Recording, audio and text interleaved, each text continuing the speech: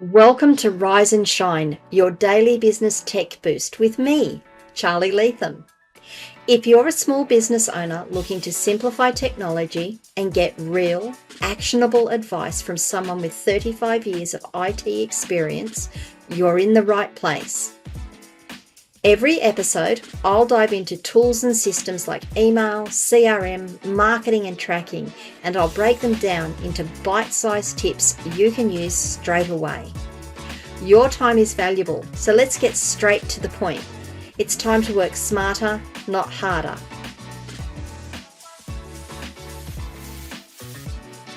Rise and shine. It's your daily dose of business tech inspiration with me, Charly Leetham. Episode number 552. And I'm a bit cold, hence the head covering, so that, the hat, the scarf, so I can keep my head warm because it is cold here. It's early in the morning, so with the heat's not quite come through. Okay, 552. We are going to be talking about Zoho Campaigns today. I'm sliding across to this. I actually have to set up some accounts for some people's today, so I thought I'd actually run through Zoho Campaigns and how you can set up your account, or at least get your account started, and then do some tutorials on how you set up your lists and how you set up your lists, how you set up your email and your domain on the account, and all of the things that go with that.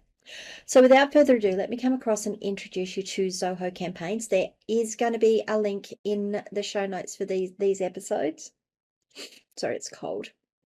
And that is an affiliate link. I do get a small commission if you decide to sign up from the link.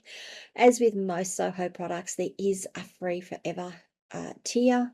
So you can try it out for as long as you like before you upgrade. But let's go and have a look at what you get in the package and then have a look at how we sign up for it. So introducing Zoho Campaigns, elevate your marketing with unified email and SMS marketing solutions. Okay, so there's a whole heap of things you can get with Zoho Campaigns. It is similar to, but distinctly different from things like MailChimp and ActiveCampaign and MailerLite. There's things that it does well. There are things that it does that you sort of go, why does it do that? But every system that you use will have something like that in it. So I tend to give it a little bit more grace for that. Okay, so let's just go. Sorry, I got distracted. So just scroll down the page a little. Personal email marketing or personalization, automation, delivery, all the things that you can get. I'm just going to quickly click across to, do we have an all features? We don't have an all features. Features overview, there we go. So it allows you to do contact management, import contacts from multiple sources, including CRM, other integrated applications to manage, organize, track, and nurture them. Moreover, grow your contact base further with the help of ready-made sign-up forms. Okay, so you can use their existing forms. You can use other forms. I actually use Gravity Forms and have integrated Gravity Forms into using my Zoho Campaigns. You've got a choice of pre-designed templates or a drag and drop editor. What you get access to does depend on whether you're on the free forever or the paid version. It says build bridges with personalized content. You can personalize your content. You can use dynamic content. You can optimize your send time based on who the contact is and where they're located and what their best opening times are. With the tracking on this sort of stuff, you can actually look at when they open their emails and make sure it sort of hits their inbox just before their open time, so it doesn't get lost in the noise. There's automations. Automations for those of you that are new to email marketing. You might call this drip feed content. It works on a trigger. A message comes in or something happens that starts the campaign working or the automation working, and it will go through and it will do any number of things, most of which is sending out emails to say to people, hey, what do you know about this? But it can do other things, like if they click on a link, it's going to change a tag. If they go and visit something else, it might move them out of that automation into another automation. There's so many things you can do with automations that is more than just sending emails. You can integrate it with your e-commerce business. I do have people who have integrated it with WooCommerce. It tags them for products. It allows you to then do automations based on products, purchase follow-ups, feedback messages, abandoned cart triggers, and so much more. I sound like an ad, don't I? I'm just going to keep running through. Analytics is important. It will tell you, what's been delivered, what's been opened, what's been bounced, who's unsubscribed. I haven't looked at the SMS portion of this yet, and I really, really should. Sending out SMS messages or sending out text messages seems to be a core function these days. I have got mixed feelings about getting text messages for marketing. It's just me. And there are some mobile apps to actually monitor your campaigns as well. So let's go look at some pricing. So no matter what you do, you get a 14-day free trial, no credit card required. You can look at for businesses. Most of you will be for businesses. If you're an agency, it becomes a little, I'm not going to look at those prices. They always sort of scare me, but you get up to 10 clients on your agency. You can be an agency and actually manage your clients from here. I am just going to look at the for business because I'm setting up a business. I don't want them to be on my agency account. They want their own access. They want to do their own thing. They may actually be bringing in their own social media team. That's fine. I'm happy to set this up for them so they can manage it. It is based, you can do a yearly pricing or monthly pricing. I'm going to look at yearly pricing. You get a 25% discount if you do yearly. How many contacts do you want to manage? So it's based on the number of contacts you have in your list. Now, I think it's actually quite reasonable. It's just under $30 Australian per month if you take the bill annually. If you have about 4,000 contacts, if you go to, that's for standard. If you go to professional, we'll look at the difference. It goes to 46.20. I think this is really, really cost effective given some of the pricing I've seen elsewhere lately. Now, if I just come back, free forever goes up to 1,000. 1,000? Is it 2,000? I think it's 2,000. Yeah, it's 2,000 contacts, and you can stay on the free forever plan. Let's have a look at what you get in those, though. Okay. And so here's the difference: free forever, standard, and professional. 2,000 contacts for free forever, up to 6,000 emails a month. You can have 5 users. That's 5 different agents who log into your account to manage your email marketing for you. I think that's fantastic. It lets you spread the load across your team without having everyone log into the one account. You get access to sign up forms, you get limited ready to use email templates, and you get compliance check. If you wanted a little bit more, and what is a little bit more, you get unlimited emails. So standard is probably where you're going to head to. You'll see this is the most popular. Unlimited emails. You can have 10 agents logging in and managing your account. Basic segmentation. This, I think, is worth the money. You can group contacts using standard fields such as name, email, phone. You can use tags, campaign interactions, e-commerce activities, and start to segment your list down. This is kind of everyone on the one list, you just mail out that list regardless of what they're tagged as or how they work. This one allows you to get down and do some really segmented and targeted campaigns. Access to all the ready-to-use email templates, basic drag and drop workflows, and I don't think you need anything more than that. There's 25 components in the advanced workflows. I'm not quite sure. We will have a look at that later. SMS marketing, and you get you can buy SMS marketing, and you can buy a dedicated IP. So if you're having trouble with mail going out, you can buy the dedicated IP. I'm going to show you how you can set your domain up so that normally you do not have an issue. If you wanted to really go further, you could go with the professional. You get all of this stuff. You get the advanced drag and drop workflows. You get cart abandonment and purchase follow-ups with workflows. You can have pop-up forms, dynamic contact, email polls, and attachments. batch sending, recipient time zone sends, recipient optimal to open time sends, and you can buy the SMS marketing or dedicated IP add-on. I am probably going to start with the free forever today, and then we will probably upgrade this client to use the standard based on what I think their requirements are, and go from there. So how do we sign up? Let's just go through that process. I'm going to go back to the home page. Come back to the home page and you'll see here it says get started with a free forever account. Now I'm going to note to you here, we need a phone number, and when you put that phone number in, it has to be unique. You can't have already used it on an account. So I am going to have to liaise with my client when I do this sign up to be able to get this done. It's telling me here that my data is going to be stored in the Australian data center. If I wanted to go to the US data center, I would have to run it through a VPN using a US ISP, a US VPN server to get in the US data center.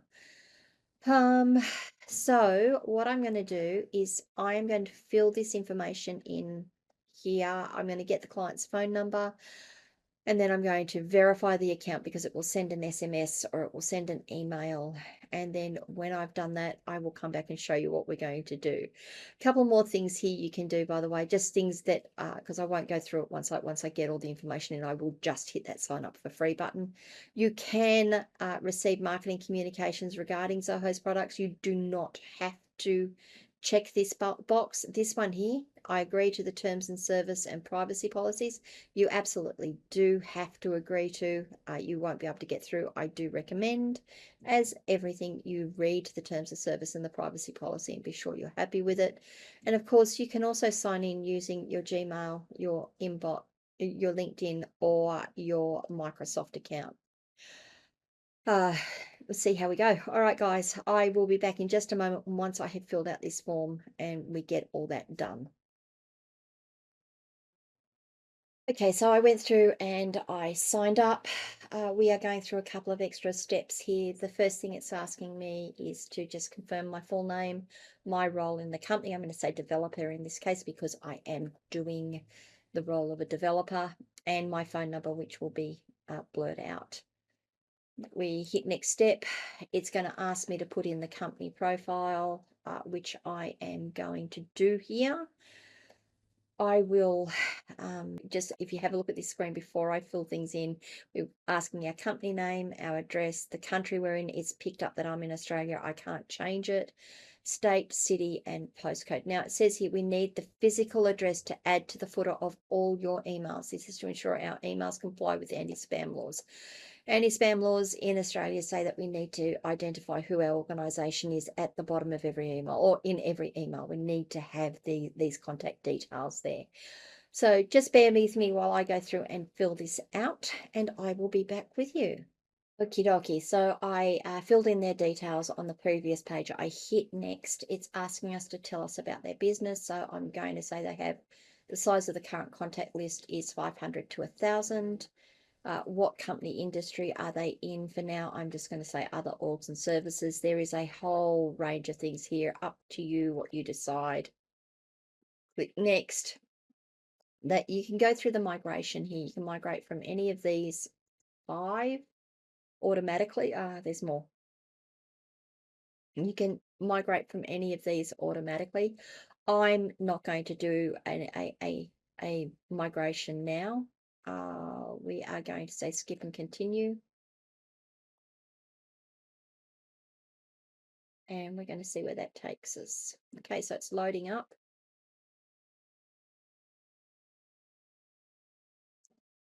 Okay, so it's got ACL admin because that's the name I use when I create these accounts. Good to have you on board. Let's go through the checklist. So we want to add contacts. We're going to do that last. We're going to actually import our contact list using a CSV last. We want to create a campaign. We want to automate a user journey, and we want to invite our team. I'm going to do this slightly out of order. I'd actually recommend probably that you do it in this order, but what I want to do is show you a few things here. First thing will be our settings menu, and that's up here on the right hand side. I know I sound vague. So up on the top bar, right at the top, if you come across, there's the settings menu, a cog. Click on the cog. That takes us in to setting up a number of things. I think I'm going to break this video and then come back and do our domain authentication and such in a moment, but I do want to run through the settings menu. That's always important, and it's the thing that we tend to miss the most when we come in and set up these things, because we follow the automations, which is fine. It's just we miss a few things. So let's have a look at our profile. This is my profile. I can get the company details. This is all going to get blurred out, by the way.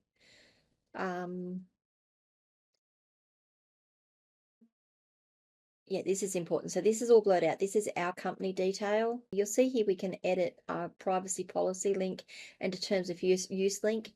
If you click on the edit screen and scroll down, you can actually paste in links here. I'm going to do that for this client.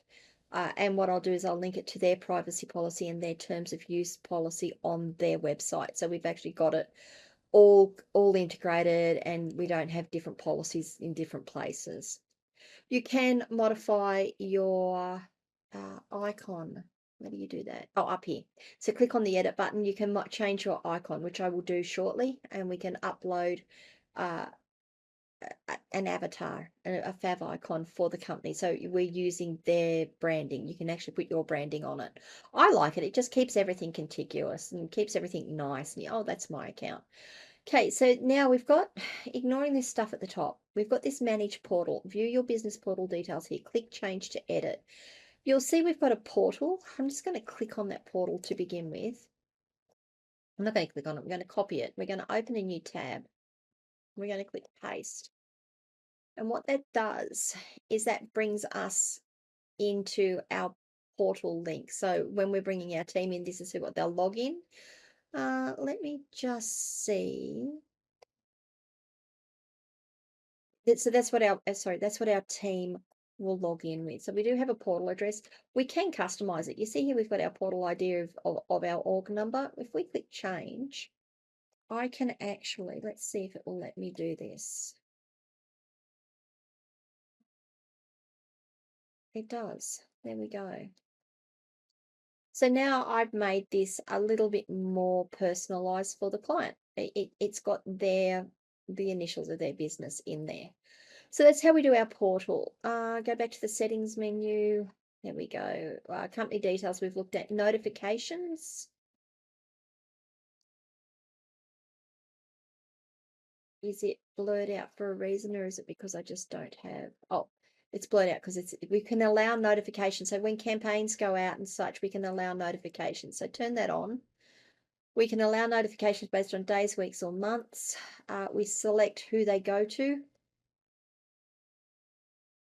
and how often they go out, whether they go out one day after the campaign is sent, whether they go out a week. I mean, you've got up to just under a week for when they go out, and you can give them a link to the report type, or they can download a PDF based on days, weeks, or months. So you can actually start sending out reports based on your campaigns. Mailing lists, you can set notifications for when someone is added in to your mailing list, or when they remove themselves from the mailing, or when you delete a list. I'll come to what lists are in a moment.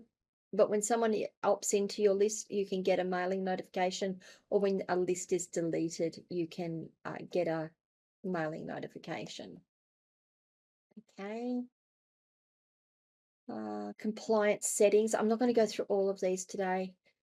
Manage GDPR. Enabling these tools will allow how you interact with your contacts. Before you continue, you must read the guide about GDPR, know more about GDPR.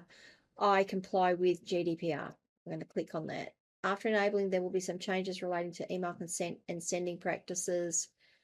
I'm going to say no at the moment. We're in Australia. I need to talk to the client about whether they want to enable GDPR on their account.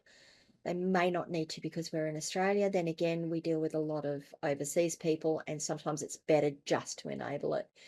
It also has some HIPAA settings. Now, HIPAA HIPAA. For Australians, you're going to go, oh, that doesn't have anything to do with us. You're correct, it doesn't. This is the requirements in the US and how you protect and manage health-related data for your contacts. So I'm not going to enable it at all for this client. We don't need to worry about it. We're not handling medical information. Manage opt-in. I did a rant recently about double opt-in and why I hate it, but why I actually think it's absolutely necessary these days. Double opt-in is a way of getting additional confirmation from your contacts who have subscribed via a form. Contacts can confirm their subscriptions by clicking a link in a double opt-in email. So by default, double opt-in is enabled. Ryan, when you're watching this to edit it for me, please make sure you blur out the information. You can send this form to get consent from your contacts. Now you can edit it, of course. You've got what the subject line is. You can actually change that by clicking the edit button. You can change what the sender address is. At the moment, we've only got one sender address, so that's what it's going to be. You can put a sender name in here, and that can make it look nicer. I wouldn't worry about the V card or the encoding. Leave that all as default.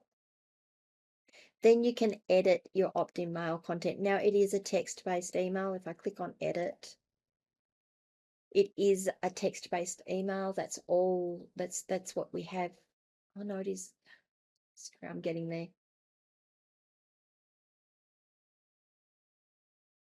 So it is HTML. It's not text-based. That's my bad. You just have very limited options in editing it with the editor. You can choose your padding. The 30px is the padding around this white area. That's the page tab up here. Looks like you can choose the background color. So if I just make that, yeah, so you can make the background color a different color. I'm not sure. Oh, no, Charlie. We'll leave it there. That's fine. Okay, that's fine. And then over here you have the tags that you can use, the merge tag. So email address, this link you need to leave in. You can't change it. You might be able to change the text on it, but you need to leave that link in because it actually is the confirmation link, and you can make the request a little nicer. But that is how you do your opt-in, your double opt-in message. Okay, that's the standard double opt-in message. If you don't want to do double opt-in, you can literally just turn it off. Up to you. I'm going to leave it disabled at the moment. Up to you. I did do an episode on why, as much as I dislike double opt-in, I have changed my tune and set thinking that people need to use double opt-in. Okay. Manage users, use roles and permissions and workspaces. This is actually important because I need to invite some people into this space right now. So I'm going to start with roles and privileges first. We have several roles and privileges. We have our workspace admin, we have our manager, we have our editor, and we have our viewer. I love this because we can actually invite people in and give them different accesses based on the roles that they play. So workspace admin is pretty much what I've got. You can create contacts, create, edit, delete, view, and export contacts, mailing list segments, and tags. You can't do mailing list segments and tags with a workspace admin. Only I can do that, I believe. Can't export them.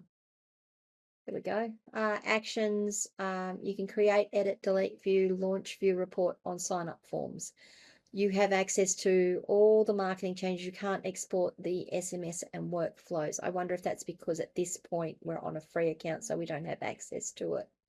And you can see everything that is in the library already. So that's your workspace admin. They basically have the keys to the castle. Your manager for the account has similar options with contacts. So your manager has got the same level of access by the looks of this. They can do pretty much the same as your workspace admin. Your editor can't do anything with contacts. They can view the contacts. They can't do anything else. They can't launch sign-up forms, but they can do everything else. They can't export and launch any of the campaigns, marketing channels, and they can't export the library. They can't export the library. And viewer, if I'm right, can view contacts, can view sign-up forms, view the reports on the sign-up forms, view your marketing channels, and they can view the assets, but they can't do anything. So they are literally just a viewer. If those things don't work for you and you need to have something a little bit more customized, you do have an add option up here. You can add a user or you can add a role. We're going to add a role. We're not into users. And I'm just going to say demo role. I'll delete this when we're done. Click add. So demo role, what can a demo role do? Well, they can edit contacts. I want them to be able to edit, so they're an editor. I want them to be able to view. I don't want them to be able to create or delete, but I do want them to be able to export my contacts. Sign up forms, I want them to view them and edit them if necessary. They can launch them, but I don't want them to be able to create or delete them. Campaigns, I want them to be able to edit my regular and advanced campaigns. They can launch them and they can export them. I just don't want them to be able to create or delete them. They're editors. And assets, I want them to be able to edit and export my media library. Now, if I click save, I have this role and I can actually assign people to this role. So that's what roles and permissions do, roles and privileges do. Let me go back to the settings menu. It's easier. So we were just in here. I'm going to quickly look at workspaces. Can I edit? So we've got this workspace here, org, which is the org number we came in at. I can edit that and I can just make this. Okay, so I can make my workspace GBAS. Now, this might be a workspace that you use. You can create additional workspaces. Sorry, I don't mean to jump around. You can create additional workspaces. So you can only do this in a professional subscription. You can't do this in in the free one, and we're on the free one at the moment. Or you can't do it in the standard either. So if you were on the professional, you'd be able to create an additional workspace. Now, what would you use that for? You might have different arms to the business. So you might have your marketing arm and you might have your customer service arm, and your customer service arm needs to send out broadcast messages and do follow-ups and all those sorts of things. So you might create the workspaces for those two branches of your arm. Those two arms of your business. I haven't used it in anger on my accounts. I just tend to do everything under the one workspace. Let's go back.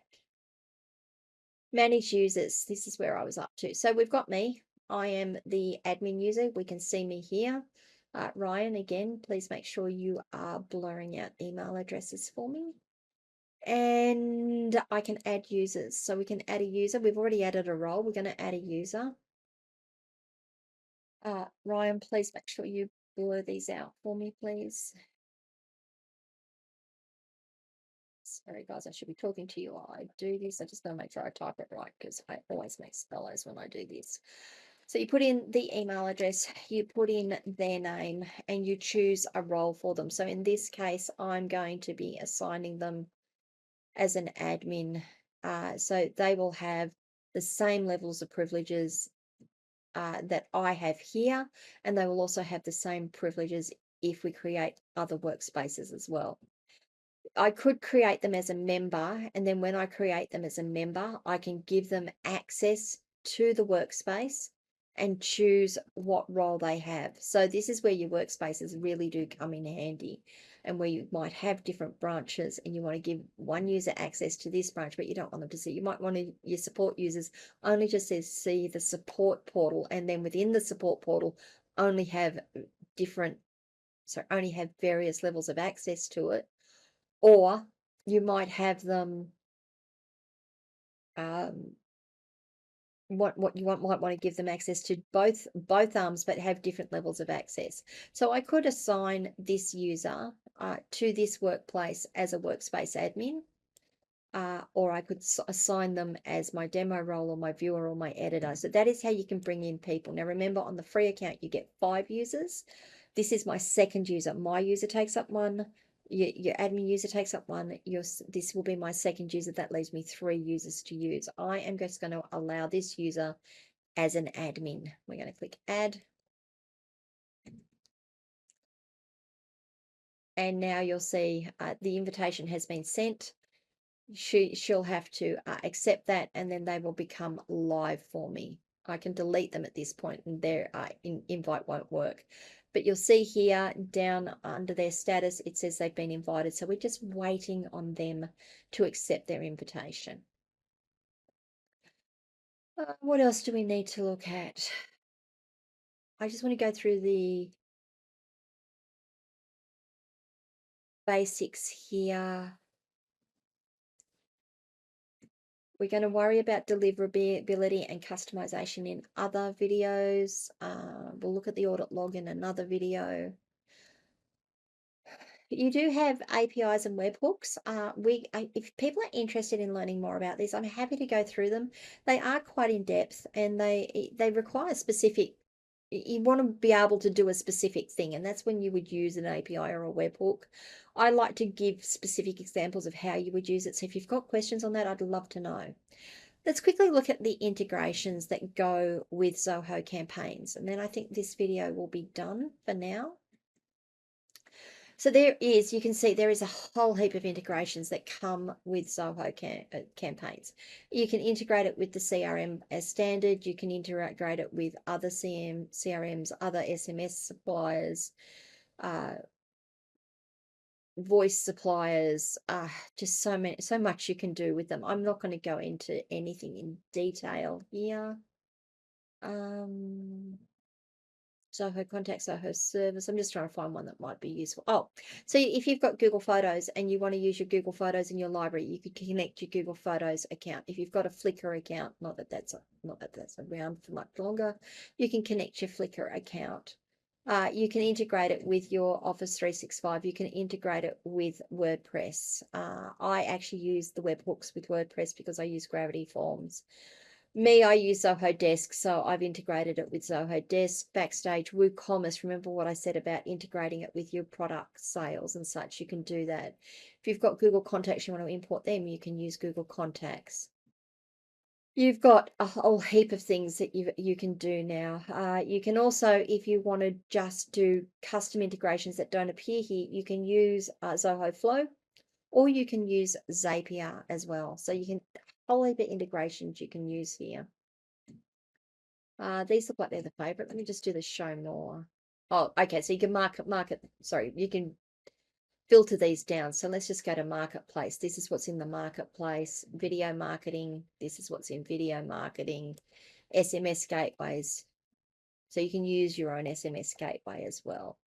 Okay, so that's the integrations that's available to you. And that's what those 3 menus here are, is that I just showed you all of those there.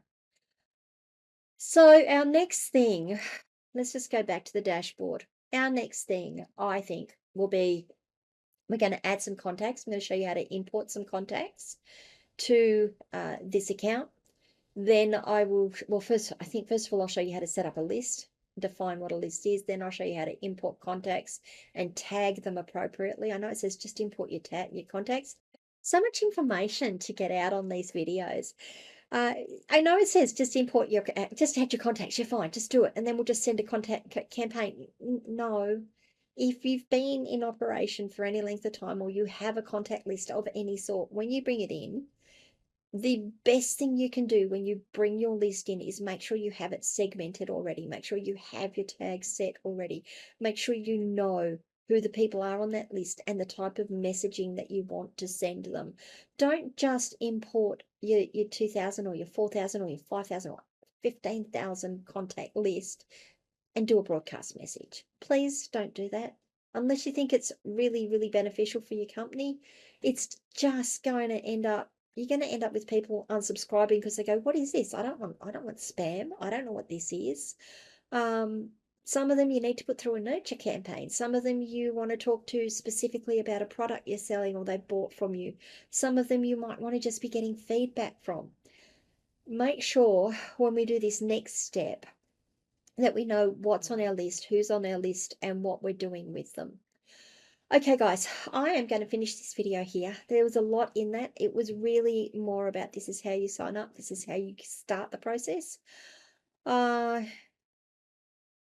I will add the contacts in the next episode, and the episode after that, I think what I'll do is I'll show you how you verify your domain names, which is probably what many of you want to know so that your messages don't get spammed. Okay, if you have any questions at all, comments, feedback, whatever it is, come across and join my community, askcharlyleetham.locals.com. I'd love to have you there. If not, you can always leave comments wherever you're watching or listening to this video. If this video has been useful to you, please give it a like. I would certainly appreciate that. And if you haven't already, please do subscribe to the channel, ring the notification bell so you find out when I drop more content. And guys, I'll see you all tomorrow. Bye.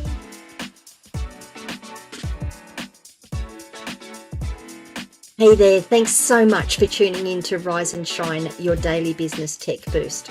I hope today's episode gave you some actionable insights that will make your business tech work smarter for you. If you found value, be sure to subscribe, leave a review, and share it with other small business owners who could use a daily boost. For more tips, tools, and resources, visit www.askcharlyleetham.com. Until next time, keep rising, keep shining, and let's make tech simple together.